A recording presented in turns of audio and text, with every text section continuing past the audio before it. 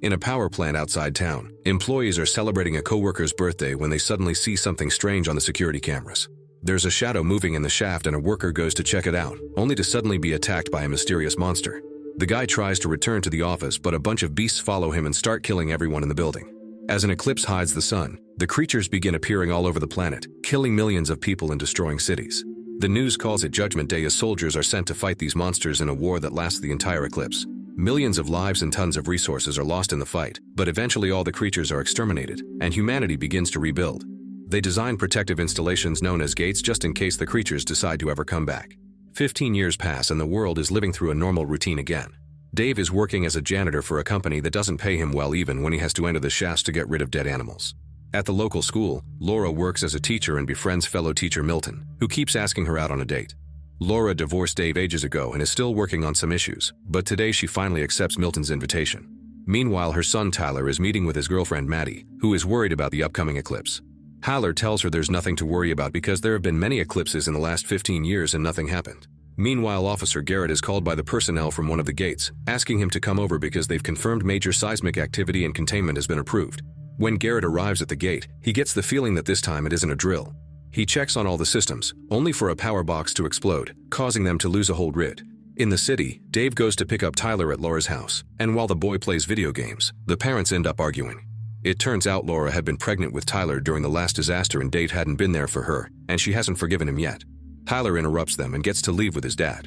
Later in the middle of the night, Dave gets a call from Uncle Ted, who is sure that the new Judgment Day will be tomorrow and invites Dave to bring his family to a shelter before the eclipse begins. Tyler is watching the news and is disturbed to see that millions of dead fish are appearing on beaches everywhere. This is one of the signs that was seen 15 years ago. At that moment, the first monster appears at the gate, quietly sneaking up the stairs. At the same time, Laura calls Dave, saying that she's seen the news and wants Tyler to come home because Milton has reserved a shelter. Dave wants Tyler to stay with him and an argument ensues during which Tyler receives a text that makes him leave the house in secret. When Dave finally goes looking for him, he only finds a note in his room with Maddie's number. Milton keeps rushing Laura because the shelter is filling up, so they need to be there soon. When Laura explains Tyler is gone, Milton uses the boy's phone number to track the location with special software and finds him at the skate park. It turns out Tyler is there with Maddie, who is very nervous and scared because her parents left. Tyler promises that he isn't like his dad and will never leave her alone. Suddenly, a loud cry is heard and huge flocks of birds appear in the sky, which is another sign of the reckoning. People in the park run in panic and soon the roads are filled with families trying to leave town. Dave gets stuck in a giant traffic jam, but when he sees the birds fly by, he leaves the car and continues the search on foot. At the gate, workers are checking the systems when they hear some strange sounds. A monster suddenly appears and begins attacking one of the men. Garrett runs away while the other soldiers open fire, but it seems ordinary bullets don't harm the beast. Moments later, Dave finally finds Tyler and Maddie right before the emergency sirens start ringing through the whole city. Luckily, Laura shows up with Milton and they take the three of them away in Milton's car. There is around an hour left before the eclipse, and the city is in complete chaos. With people trying to escape, there's a traffic jam on every road. The family gets stuck for a while and sees cultists walking around the cars, scaring drivers with their painted faces and their conviction that the end is coming. When Milton finally sees an opening, he drives as fast as he can and manages to get the family to the shelter. Unfortunately, there's chaos here too, with lots of people begging for a place inside while the military says that only women and children are allowed. Dave tells Tyler to go with Laura and Maddie into the shelter, but after stepping inside, Tyler regrets it and runs back to his father saying he would never leave him behind. The women follow him out and at that moment the scoreboard announces that the shelter is completely filled. The group rushes back to the car while discussing options. Dave wants to go to Ted's hideout in the desert while Milton suggests hiding at the school because it's closer and it has a basement. They soon get stuck in another traffic jam, so they end up getting out of the car as an earthquake hits the area and the eclipse begins. With the world falling into darkness, the monsters start making their way out to attack. They immediately take over the city and start killing without mercy just like it happened 15 years ago. Dave insists they should leave the city and wants to drive, but Milton gets angry because this is his car and he knows how to save everyone. An argument ensues and punches are thrown, but the fight is interrupted when a flying monster dives in and takes Milton away. While Laura screams, Dave shoves her into the car and he takes over the wheel to finally take his family out of the city. As they drive along the canal, they discuss theories about the origin of the monsters, wondering if they were sent by God or not. Eventually, the car starts to run out of gas, and Dave wants to find a replacement for it. He parks next to a bunch of abandoned cars and begins checking inside to discover there are bodies in them. When he finally finds an empty one, he gets inside, only for the driver hidden in the back seat to pull him down as he reveals there's a monster nearby. It keeps searching around the vehicles for more victims, and when it passes near the two men, thankfully it doesn't see them and keeps going. Then the monster finds one of the bodies and begins eating it. So very carefully and quietly Dave starts rolling the car back to Laura and the kids. Now both cars are standing side by side, so Laura and the kids try to pass from one car to another. They're very quiet about it, but the monster still notices them and comes after them. The old man gets out of the car and sprinkles the beast with salt, but this only stops the monster for a moment and then it jumps on the man to start devouring him. The family uses this distraction to finally drive away from the area, taking an abandoned road in the mountains while hordes of monsters flock to the city from all sides. Eventually, they finally make it to Ted's hideout, which is a truly concrete bunker. The doors are closed and there are cameras on the roof, but nobody comes out when the family begins yelling and hitting the door, begging to be allowed inside. What they don't know is that Ted is sitting at his computer, watching them on the cameras while someone is pointing a gun at his head. At that moment, a horde of monsters appears in the mountains and begins rushing to the shelter. As the family panics, Dave grabs a tire iron to protect his loved ones, but then the door of the bunker finally opens and they rush inside. The family meets with Ted and his wife Stella, but they're also surprised to find Garrett. Apparently his father used to be war buddies with Ted and he got separated from his unit, so he came here to ask for help. David notices Garrett has a gun, which makes him suspicious. Then the group shares a meal, but they can't help noticing on the monitors how the monsters are trying to smash the door, making everyone nervous. Using the radio is also useless because they can only hear screams. Maddie asks how the monsters sense them, and Garrett explains they react to light and heat, but he wonders if they see people's souls. He also shares the story about how he survived the first Judgment Day. Back then he worked at a refinery, and when the monsters poured in there, he managed to dive into a pond of salty mud.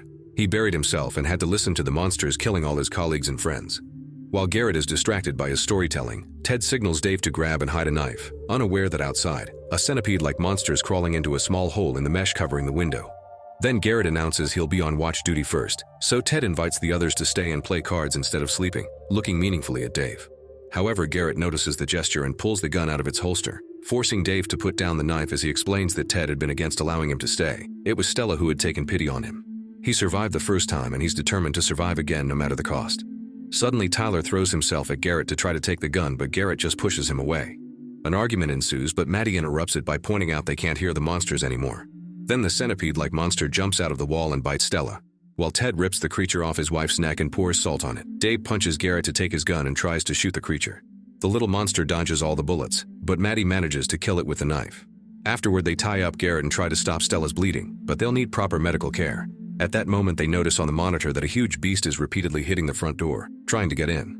Dave says they should leave, but Ted doesn't want to go out, saying his wife won't survive outside. Stella wants him to go and reminds him of the underground passage under the bunker, which leads to the mountains. Garrett says he has a car with a full tank and he can take everyone to the gate, and the group doesn't know if believing him until Garrett points out that it's beneficial for him to help them. They decide to leave, but first Ted reveals he has a whole arsenal of weapons and everyone arms themselves. While the group enters the tunnel, Dave opens the front door and blows up the first beast that comes through before joining the others. Once the tunnel is properly closed, they go outside and notice Stella is having trouble walking because she's starting to transform into a beast too. Later, they're walking down a road when Tyler spots a monster just standing there. The beast seems to be dead, so Maddie tries to touch it, only for Tyler to stop her. When she turns around, a long tentacle comes out of a hole in the ground and grabs her legs, trying to drag her away. As Maddie screams wildly, Tyler and Dave hold her back, and Laura shoots at the tentacle to make it retrieve. Once Maddie is free, the group runs away, and Garrett convinces Dave to untie him so he can help in case of another attack. What the others don't know is that Dave is hiding an injury on his arm. Sometime later, they make it to the top of the mountain and see the city is burning. When they find Garrett's car, they are devastated to see it won't start.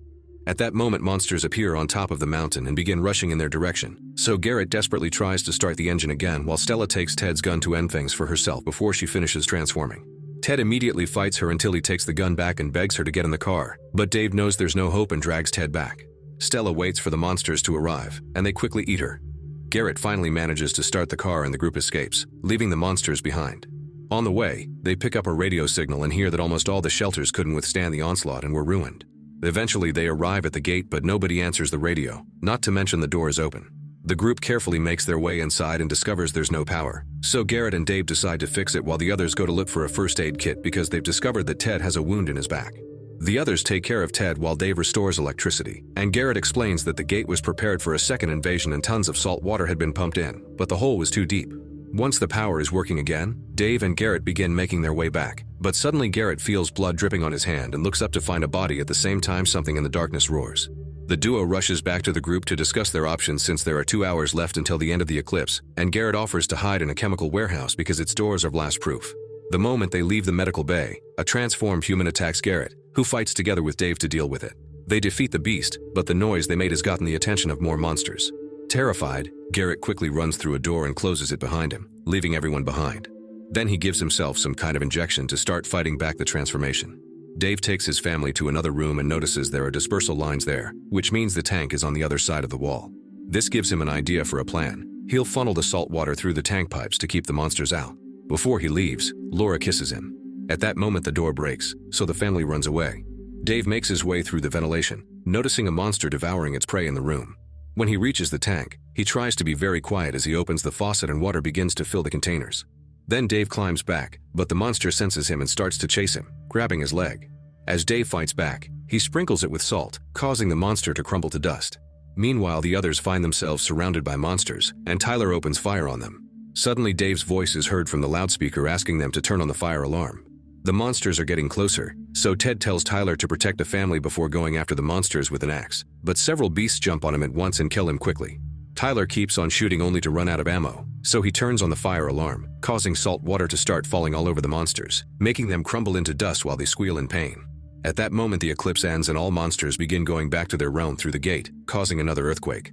Laura and the children try to get moving too only to come across Garrett, who is losing his mind to the transformation.